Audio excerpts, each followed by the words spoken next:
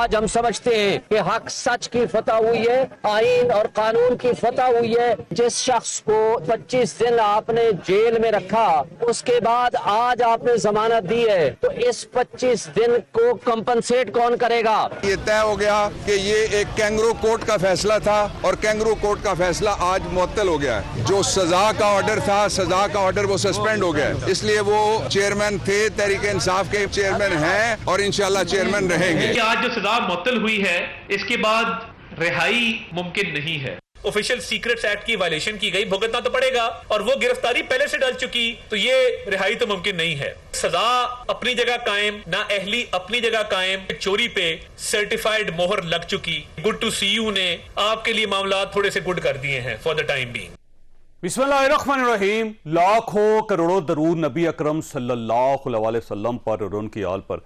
आज Islamabad high court ने chairman PTI Imran Khan साहब की रिहाई का हुक्म जारी कर दिया। इनकी सजा मुअत्तल हो चुकी है और सबका ख्याल यह था कि आज इमरान खान साहब बाहर आ जाएंगे, लेकिन इमरान खान साहब की रिहाई के फैसले के बावजूद वो आज भी जेल में है और ये कहा जा रहा है कि शायद 16 सितंबर तक वो जेल के अंदर ही रहें, शायद उसके बाद उनकी रिहाई मुमकिन हो सके या ना हो। बहरहाल अगर रिहाई हुई है तो रिहाई हुई क्यों नहीं है, और क्या वाकई इस सजा की मुअत्तली के बावजूद इमरान खान साहब के केसेस चलते रहेंगे, और अगर चलते रहेंगे तो उनकी नौयत क्या होगी? ये भी एक आज के प्रोग्राम का बहुत बड़ा सवाल है जो हम आज के मेहमानों के सामने रखेंगे। और इसके साथ साथ अब अदलिया की सूरत यह है कि इस्लामाबाद हाई कोर्ट के जो चीफ जस्टिस हैं, पीटीआई को उन पर एतराज़ है और उनके बारे में कहा जा रहा है कि वो इंसाफ का बोलबाला नहीं कर रहे। और दूसरी तरफ से पाकिस्तान मुस्लिम लीग नून, जो जाहिर है पहले हुक्मरान जमात भी थी, वो इस्लामाबाद हाई कोर्ट के जज को तो इतना बुरा नहीं कह रहे, लेकिन उन्हें चीफ जस्टिस ऑफ पाकिस्तान पे बहुत ज्यादा एतराज है। तो इसका मतलब ये हुआ कि आपको अपनी अपनी मर्जी के जजेस भी चाहिए और अपनी अपनी मर्जी के फैसले भी चाहिए। तो अगर इस तरह अदलिया को मातून समझा जाएगा या उनके ऊपर एतराज किया जाएगा तो फिर इंसाफ पाकिस्तान में हो कैसे सकेगा? ये भी एक सवाल है जो हम आज के शो में डिस्कस करेंगे। और इसके साथ साथ चीफ जस्टिस ऑफ इस्लामाबाद के खिलाफ एक सोशल मीडिया मुहिम चलाई गई थी, उसके खिलाफ GIT बन चुकी है। अब ये GIT क्या करेगी? कहीं एक नया केस तो इमरान खान साहब के खिलाफ नहीं बन रहा, उस पर भी हम डिस्कस करेंगे। और इसके साथ साथ चीफ जस्टिस ऑफ पाकिस्तान ने 14 मई को जो इलेक्शन करवाने थे पंजाब के अंदर, वो नहीं हो सके थे, उसकी नजरसानी दरख्वास्त जो है उसे 31 अगस्त के लिए उन्होंने फिक्स कर दिया है। अब इस नजरसानी का क्या फायदा होगा, ये भी एक सवाल है जो हम आज के शो में डिस्कस करेंगे। हमारे साथ तशरीफ रखते हैं हसन रजा पाशा साहब, चेयरमैन एग्जीक्यूटिव कमेटी है पाकिस्तान बार काउंसिल के। कोसैन फैसल मुफ्ती साहब हमारे साथ तशरीफ रखते हैं, एडवोकेट हैं और ट्रायल कोर्ट के एडवोकेट। और शुएब शाहीन साहब जो है वो तहरीक इंसाफ के साथ इनका ताल्लुक है। शुएब साहब ये फरमाइएगा, ये इमरान खान साहब की रिहाई हो गई है, सजा मुअत्तल हो गई है, उनका केस खत्म हो गया है, केस रिपोर्ट बैक हो गया है, रिमांड बैक हो गया, हुआ क्या है? कुछ समझ नहीं आ रही, इसमें कंफ्यूजन है। नहीं, इस केस में तो कोई कंफ्यूजन नहीं है। ऑर्डर सेंटेंस का जो था वो सस्पेंड हो गया है, ऑर्डर जजमेंट सस्पेंड हो गई है, meaning thereby he is released on bail. अब एक तो देर से हमें ऑर्डर मिला, ज़ाहिर उसके मुचल के जमा कराने होते हैं, बेल बॉन्ड जमा कराने होते हैं। दूसरी बात यह है कि ये जो अनडेटेड एक लेटर चल रहा है कि जी वो एक जज साहब ने साइफर वाले इशू पे उनका अनडेटेड 30 तारीख को प्रोड्यूस करने का ऑर्डर किया है। और लॉ ये है, जो सुबह के टाइम लॉ ये है, सुप्रीम कोर्ट की ये रिपोर्टेड जजमेंट है PLD 2005 सुप्रीम कोर्ट पेज 86, उसकी रोशनी में कि जब तक कोई प्रोडक्शन ऑर्डर ना हो, खा वो फिजिकल रिमांड देना हो या जुडिशियल रिमांड देना हो, उसको जब तक मुल्जिम प्रोड्यूस ना किया अदालत में आए ना उस वक्त तक वो रिमांड नहीं दिया जा सकता घर बैठे। तो और ये जो उन्होंने कार्रवाई की है, अगर कोई ऑर्डर है, ये इसकी कोई अगर हैसियत है तो इट इज वॉइड एब एनिशो, और जुडिशियल मिसकंडक्ट किया है जज साहब ने।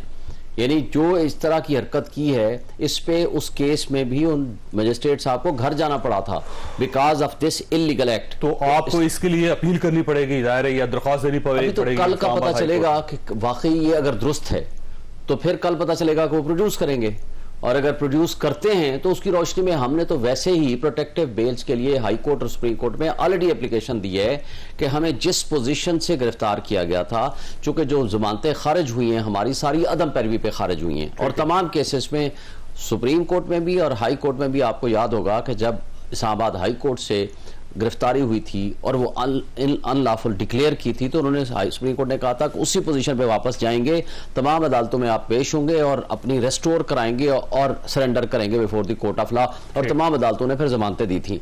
और इस केस में भी जब हमने बात की थी आमिर फारूक साहब से पहले दिन, कि जनाब आप इसको आज ही सस्पेंड कर दें, क्योंकि हम कई केसेस में बेल बिफोर अरेस्ट पे हैं। उन्होंने कहा मैं 4 दिन के अंदर अंदर इसको डिसाइड करूंगा सस्पेंशन को। जो पहली तारीख आई 17 तारीख आई, यानी 17 दिन के बाद आई, सॉरी 17 दिन के बाद 25 दिन के अंदर अंदर उसको डिसाइड किया।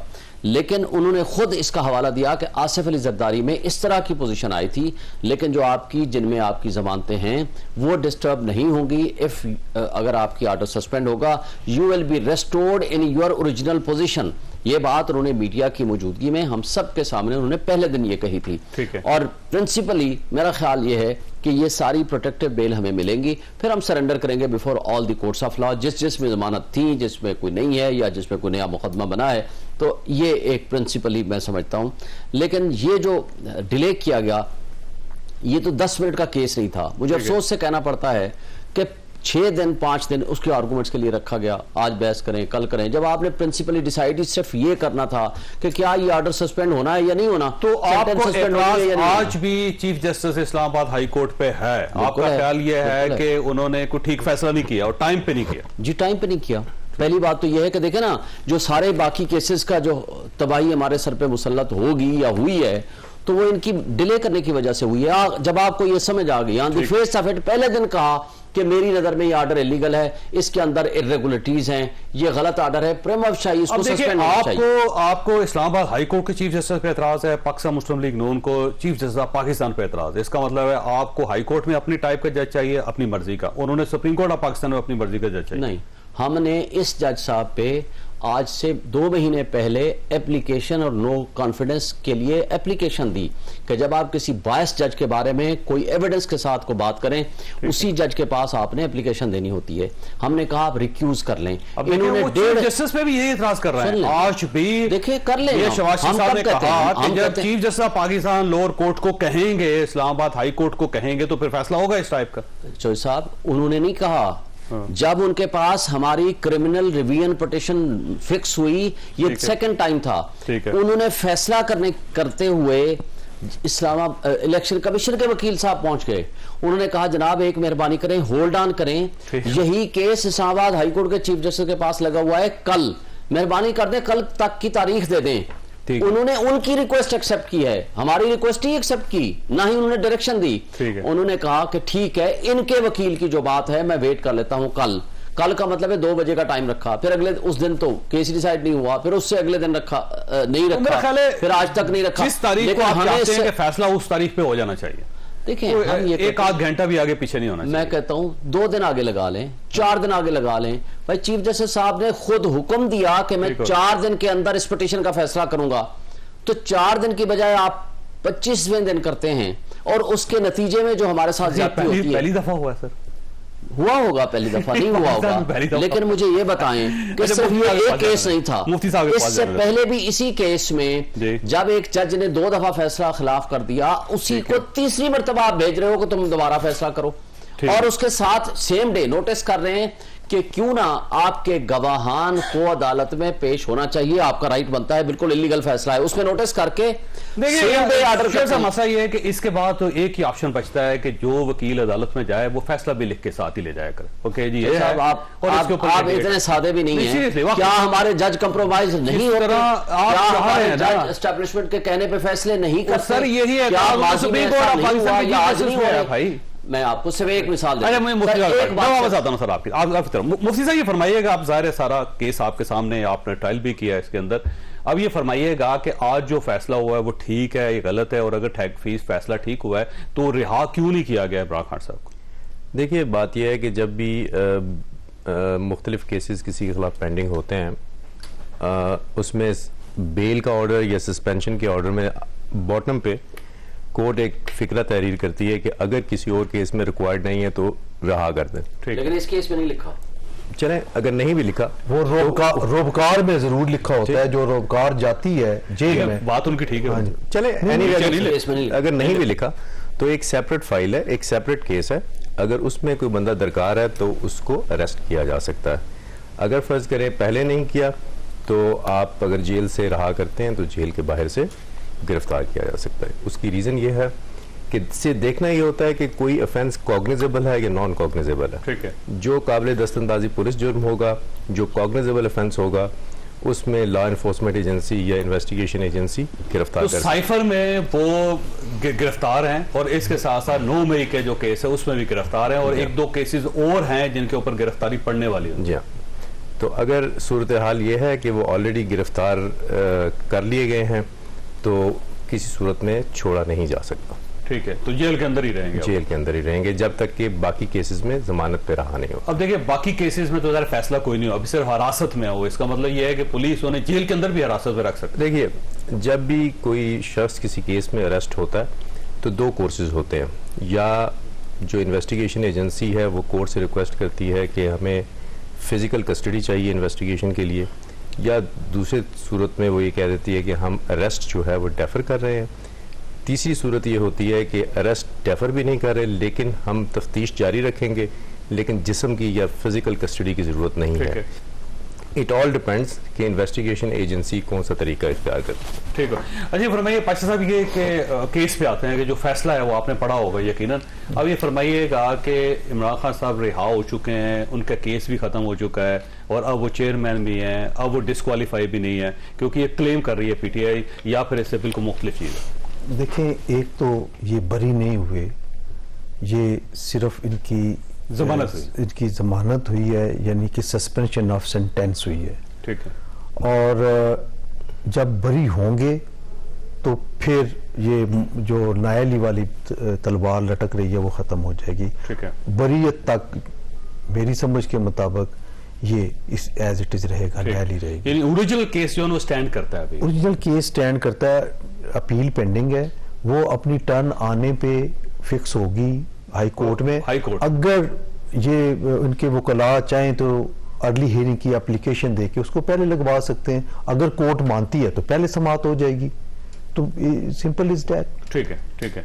तो अभी इसका मतलब नाहल हैं वो, अभी इस वक्त तक जब तक बरी नहीं होते उस वक्त तक नाहल ही रहेगी। अच्छा, वैसे ये फरमाइए, जब अदालत फैसला कर देती है तो फिर तो मुल्ज़म को रिहा करना चाहिए, तो हाँ, उनकी रिहाई क्यों नहीं हुई? देखें, बात ये है कि ये बेल हुई है और बेल ऑर्डर नहीं मान जाता, वहां पे एक रोबकार जाती है साथ, रोबकार बनाम सुप्रिटेंडेंट जेल, उसमें लिखा होता है कि फलां वल्द फलां जुर्म में ये गिरफ्तार था, उसका जुर्म लिखा था, मुकदमा नंबर लिखा होता है, इसको जमानत हो गई है, इसको जमानत पर रहा किया जावे, अगर वो किसी दीगर मुकदमे में मुलव्वस नहीं है तो उसको रहा कर दिया जाए। अब बात ये है कि मुझे लग रहा है कि आज किसी वक्त शायद साइफर वाले मामले में इनकी गिरफ्तारी वो हो गई थी। नहीं, गिरफ्तारी हुई है उनके, पहले डली हुई है। कब हुई है ये अभी नहीं, अनडेटेड हुई। नहीं, गिरफ्तारी जो मुझे लग रहा है कि गिरफ्तारी उनको आज हुई है, और जब गिरफ्तारी होती है फिर कानून ये है कि आर्टिकल 10 है कॉन्स्टिट्यूशन का 10(1) कि विद इन 24 आवर्स अदालत में पेश करना हो, तो इसीलिए अदालत में पेश होना, इसीलिए अदालत ने उनको तलबी का मुरासला भेजा है कि विद इन 24 आवर्स वो पेश होंगे। फिर क्या होगा कि फिर जो आयु होगा वो जिस्मानी रिमांड के लिए रिक्वेस्ट करेगा। अब अदालत पे डिपेंड करता है कि वो जिस्मानी रिमांड पे उनको देती है या उनको जुडिशियल रिमांड पे भेज देते हैं। अगर जुडिशियल रिमांड पे भेज देते हैं तो फिर इनकी बेल एप्लीकेशन सबमिट होगी और फिर उसके मुताबिक जो भी फैसला होता है। लेकिन अगर जिस्मानी रिमांड पे भेजते हैं तो फिर इसी तरह जिस तरह शाह महमूद कुरैशी साहब वाला मामला चल रहा है, आई थिंक सेम केस में वो है, 2 दिन उस तरह। लेकिन उमर असद साहब जो है ना, असद उमर साहब, असद उमर साहब को वैसे जमानत मिल रही है मसलसल?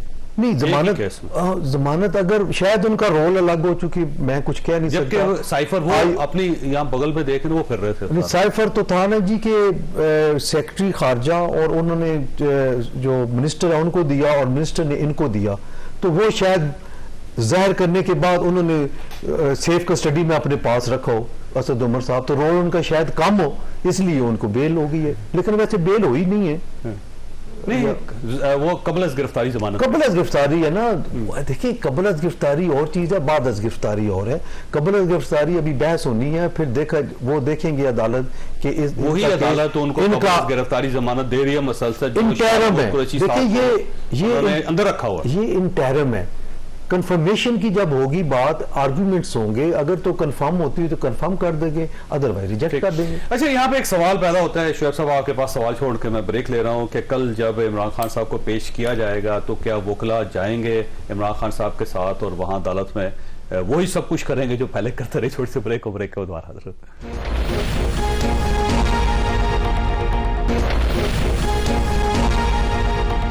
प्रोग्राम में दोबारा खुश आमदी। शुएब साहब फरमाइए सर, ये बड़ी अजीब सी सूरत है, कल तो उन्हें पेश करना पड़ेगा, खुसूसी अदालत है जिसमें साइफर का केस चल रहा है और उस केस में ज़ाहिर है अगर उनकी कोई फर्ज करें कस्टडी देनी है या फिर उनको जमानत पर रिहा कर रहे हैं या फिर उनको जुडिशल रिमांड पे जेल भिजवा रहे हैं, किसी भी सूरत में ज़ाहिर है उनको अदालत तो पेश करना पड़ेगा। तो कल जब अदालत आएंगे तो आप सब वहाँ पे मौजूद होंगे।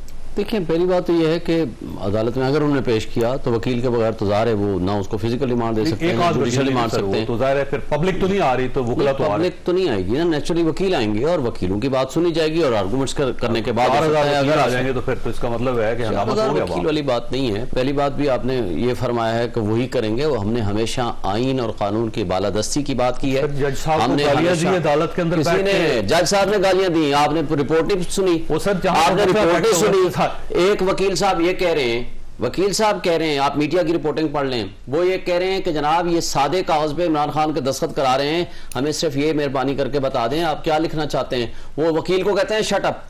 ये तर्ज अमल है उस जज का, मुतासिब जज का, और वकीलों के साथ वो लड़ता है, वो वकीलों को गालियां दे रहा है। स्टार्ट किसने किया है? और अगर ये तर्ज अमल एक और जो हुमायूं दिलावर ने वहां एक बीबी को गालियां दी हैं, आप सारे सोशल मीडिया को उठा के देख लो, उस खातून ने एहतजाज किया जो उसका फंडामेंटल राइट था। ठीक है, उसको जूते उतार के मारना शुरू कहता है मैं मारूंगा, उसको गालियां दे रहा है मां बहन की, ये उसका तर्ज अमल है, ये मिसकंडक्ट है। और उसके खिलाफ चीफ जस्टिस साहब ने क्या एक्शन लिया है, चलें हम उस बात को बाद में। वैसे तो अब ये बात में एक बात आपने सवाल किया, अटक जेल के अंदर होगी, ये ज़हन में रखिएगा, अटक जेल के अंदर समाप्त होगी। जेल में तो ज़ाहिर है वहां पे ज़ाहिर आप नहीं जा सकेंगे, लेकिन अटक जेल के बाद तो जाएंगे ना। वैसे हरे अटक जेल में ही अगर उन्हें करना है प्रोसीडिंग्स तो उसके लिए हमें नोटिस देना पड़ेगा, एक वकील को जाना पड़ेगा, दो वकील को जाएं, नोटिफिकेशन हो गया इसका। नोटिफिकेशन अगर हुआ है तो पहली बात तो यह है कि ये नोटिफिकेशन करने की जरूरत क्या है आपको, अटक जेल तो इनकी जुरिसडिक्शन में ही नहीं है। और अगर लाना है तो हमें वकीलों को इजाजत दिए बगैर, उनको आर्गूमेंट्स के बगैर और उनके बगैर अगर इस तरह का ऑर्डर होगा, वो वैसे ही वाइड ओपन इशू है।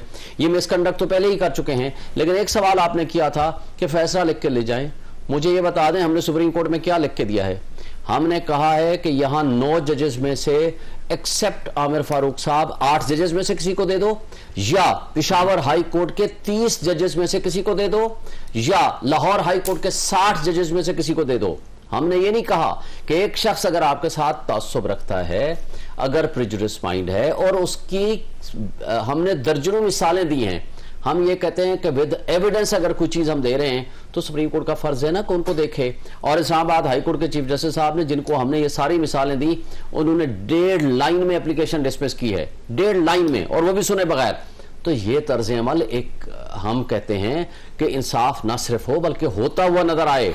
इंसाफ के ऊपर अगर बदनुमा दाग आएंगे ना तो मुआशरे का ट्रस्ट खत्म हो जाएगा, उम्मीद और आस अदलिया से वो खत्म होगी। अब सर तोशाखाना केस को अगर देखें ना शुएब साहब, मसला ये है कि आप इतने बड़े बड़े वकला हैं, लेकिन आपने तोशाखाने पे बहस नहीं की, टेक्निकल ग्राउंड्स पे आप वहां पे खेलते रहे। या तो आप कह देते हैं ना जी देखें ये तोहफा इनका था, बेच दिया इन्होंने, या ये कह देते कि नहीं बेचा, या कहते जी इमरान खान साहब के पास था ही नहीं, या फिर ये जो रसीदें हैं ये एक्चुअल हैं। ना रसीदों पे आपने बात की, ना घड़ी पे बात की, सवाल किया, मैं मुझे जवाब देने दें। पहली बात तो यह है कि हमने जो बहस करनी है हमारी तो सुनी नहीं ना, ये तो एडमिटेड फैक्ट है कि नहीं सुनी।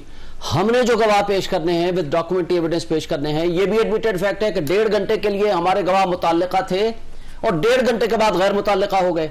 हमें सिर्फ 1 दिन मिला है। कौन सा 1 दिन? मैं आपको डॉक्यूमेंटेड बताता हूं। 44 हेयरिंग्स हुई हैं। 44 हेयरिंग किसके लिए थी? किसके लिए थी? किसके लिए थी? इलेक्शन कमीशन वालों के लिए थी। सुन लेना, एक मिनट, आधा मिनट सिर्फ दे दें, एक फिक्रा कहने दें। यकम अगस्त को हमें सिर्फ क्वेश्चन दिया 342 की स्टेटमेंट, मेरे दोस्त बैठे हुए हैं, ये ज्यादा सीनियर वकील हैं। 342 की स्टेटमेंट में हमसे पूछा कि क्या आपने हक में गवाह पेश करना चाहते हैं? हमने कहा यस। 2 तारीख को 12 बजे का टाइम था, हमने लिस्ट ऑफ विटनेसेस दी, हमें कहा 1:30 बजे ले आए। हमने कहा कि 1:30 बजे नहीं, हमारे गवाह शहर से बाहर हैं, कराची में हैं, हमें 1 दिन या 2 दिन दे दें। और 5 तारीख को रखा डेट, 5 को सुने बगैर फैसला दे दिया। हमारे लिए टाइम कौन सा दिया? एक घंटा भी हमें नहीं मिला जो हमारे लिए प्रोसीजर मैंने पास ये बात वैसे दोस्त है क्योंकि ये कुछ जज हमारी साहब जो थे वो बड़ी जल्दी में थे, उन्होंने ऐसे लग रहा था कि फैसला वो 5 तारीख को करके जाना चाहते थे, वो लंदन जाना था उन्होंने, तो अब ज़ाहिर है जब इंसाफ नहीं हुआ तो इस्लामाबाद हाई कोर्ट ने आज ये प्ली इनकी मान ली।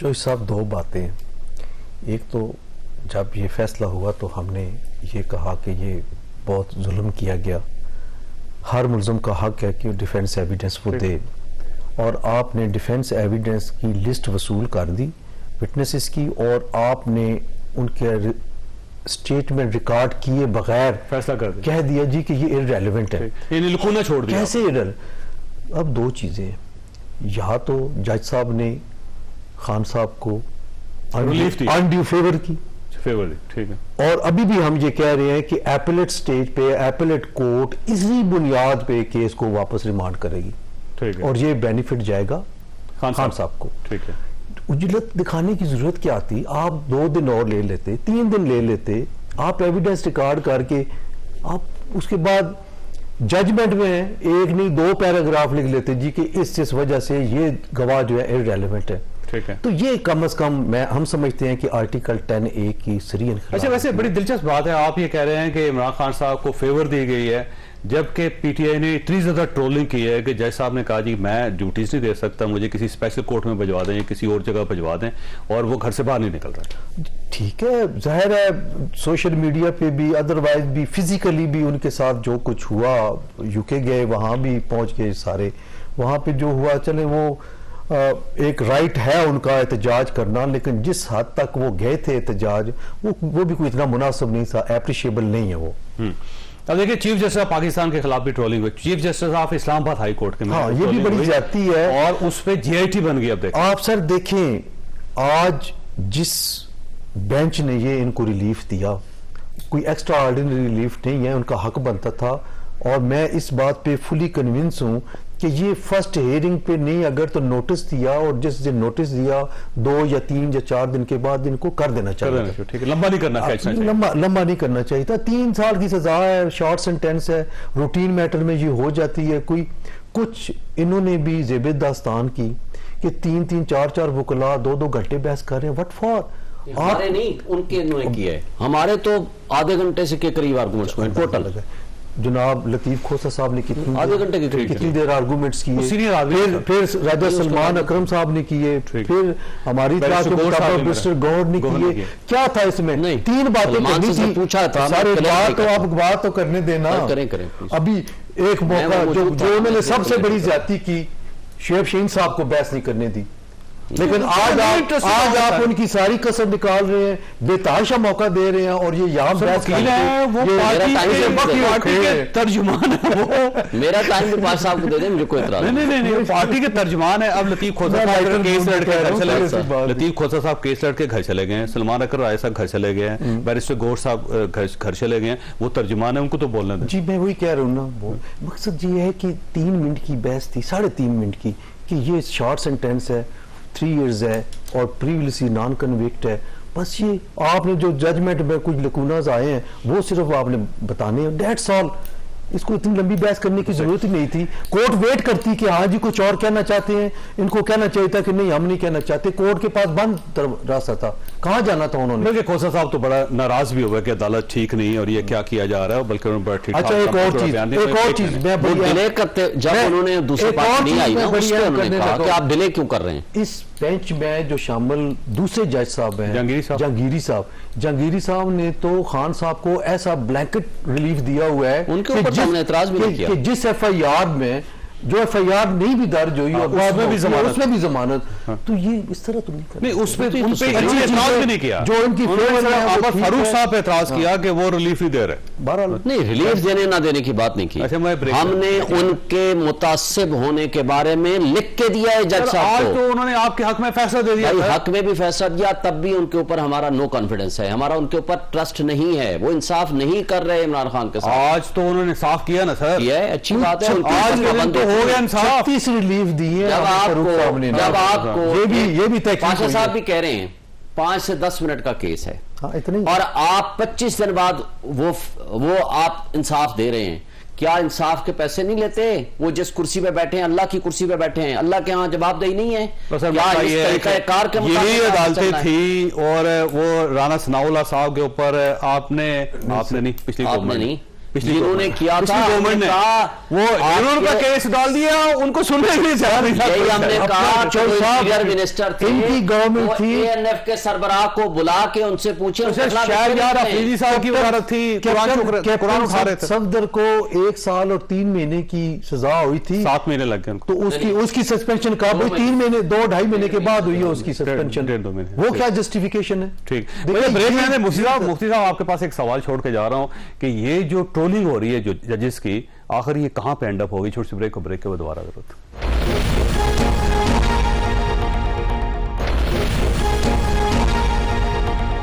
प्रोग्राम में दोबारा खुश आमदी। मुफ्ती साहब फरमाइए, ये जो जजेस की ट्रोलिंग ये थी कोई अजीबोगरीब कॉन्सेप्ट बन गया है, अजीब सी रवायत बन गई पाकिस्तान में कि आपको जज पसंद नहीं है या आप ये समझते हैं कि फैसला हमारे खिलाफ हो सकता है, तो उसको इतना पुश कर दें, इतना मजबूर कर दें कि वो आपके हक में फैसला देने पर मजबूर हो जाए।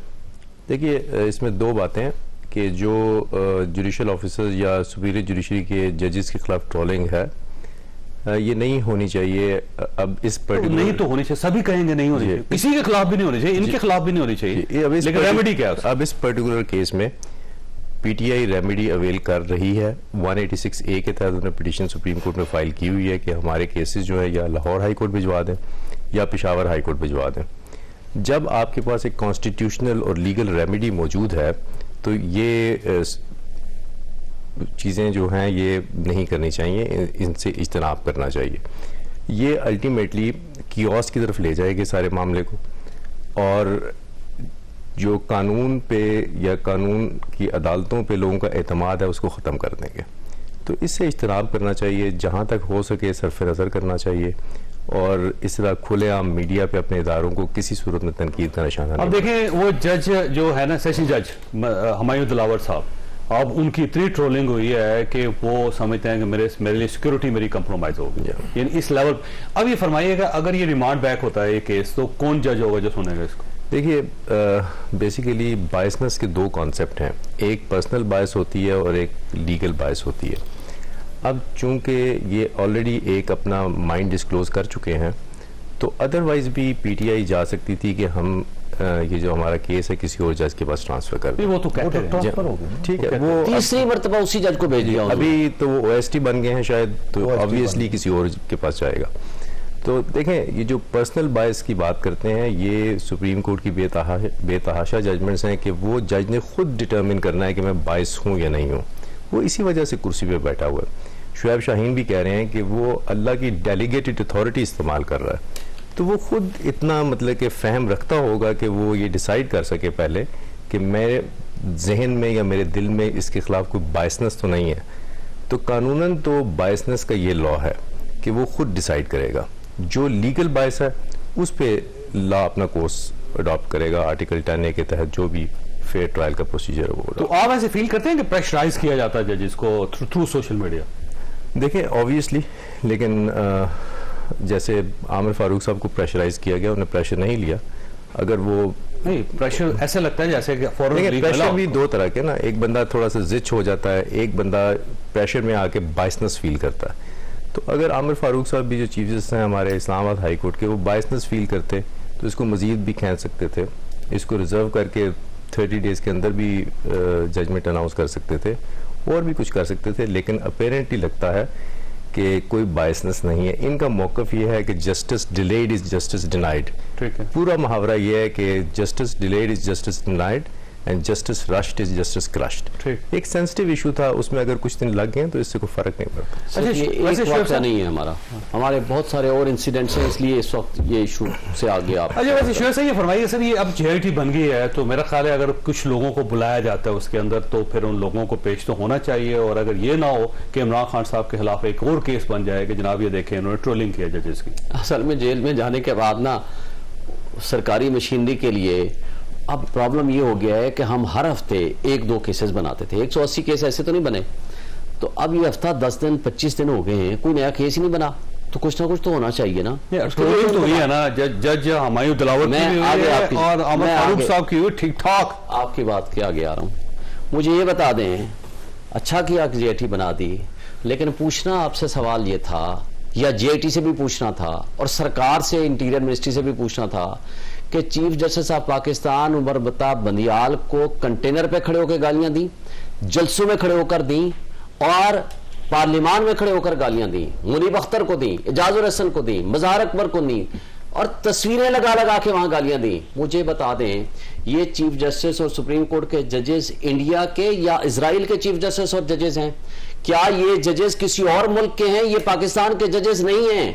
अगर आपने वाकई सुन लें सर, अगर वाकई आपने बनाना अदम एतमाद की तहरीक पे फैसला किया था तो पीटीआई के अपने वर्कर्स ने झंडे पहन के अपने गले में तस्वीरें लगा के जूते मारे थे सर। देखिए, मैं उसमें नहीं जाना चाहता, इंडिविजुअल केस की नहीं बात, मुझे मैंने नहीं देखे तो मैं कैसे मान लूं? कैसे नहीं देखे आपने? मैंने नहीं देखे। आप बड़े बोले हैं वैसे, बड़े बोले हैं, वो पूरी दुनिया ने देखा सर। मैं उस वक्त भी जो फैसला उस पे कासिम सूरी की रूलिंग के खिलाफ किया था, आपको पता है, मैंने खुल के जजेस की तारीफ की थी और कहा यह कॉन्स्टिट्यूशन के मुताबिक यही बनता है। मैंने किया था, being president Islamabad high court bar.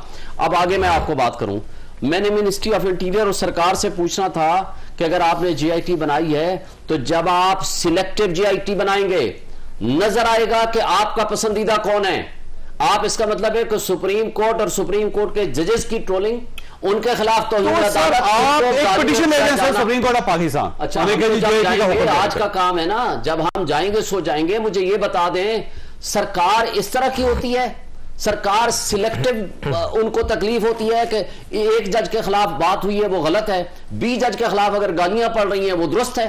तो इसका मतलब क्या हुआ? इसका मतलब यह हुआ कि सरकार के फिर कुछ पसंदीदा हैं, या उनकी नजर में कुछ अच्छे जजेस हैं, उनकी नजर में कुछ बुरे जजेस हैं कि उनकी ट्रोलिंग के पीछे ये खुद होती है सरकार।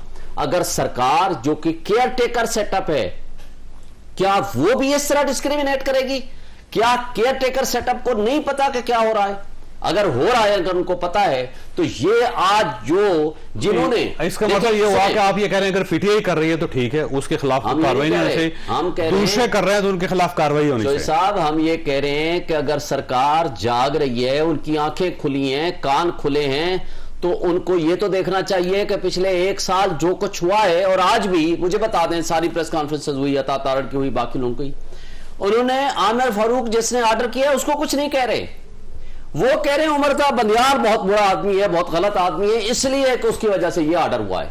कमाल है वैसे। और उसके ऊपर आमिर फारूक साहब पे आप बात कर रहे हैं, उन्होंने कहा थोड़ी सी स्पेस दें, बजाय इसके कि हमारी तरफ से भी तोपें हो जाएं। भाई हम तो ये कहते हैं, अगर आपकी नजर में ये जज साहब ने फेयरनेस नहीं दिखाई, इनकी नजर में फेयरनेस नहीं दिखाई, तो फिर इसको चेंज करा देना। हम भी कहते हैं चेंज करते हैं, आप भी कहते हो चेंज करते हैं। Let the court should be change. Break और ब्रेक के बाद दोबारा हाजिर।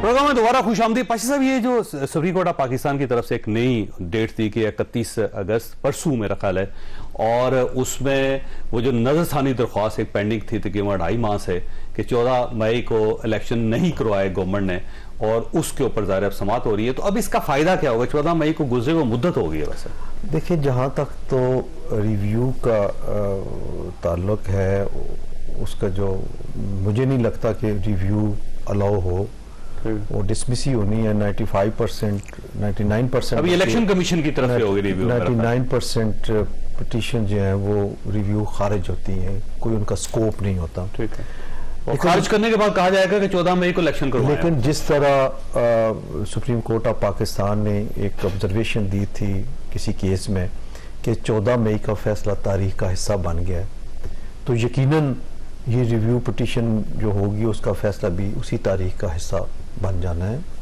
और वो ज़ाहिर है फैसला उन्होंने अपने हिसाब से जो किया आइन और कानून के मुताबिक, और बाइंडिंग है तमाम आर्टिकल 189 190 के तहत तमाम इदारों पे, तमाम शख्सियात पे सुप्रीम कोर्ट ऑफ पाकिस्तान का जो फैसला है, तो वो यही होगा कि 14 मई का फैसला ठीक है।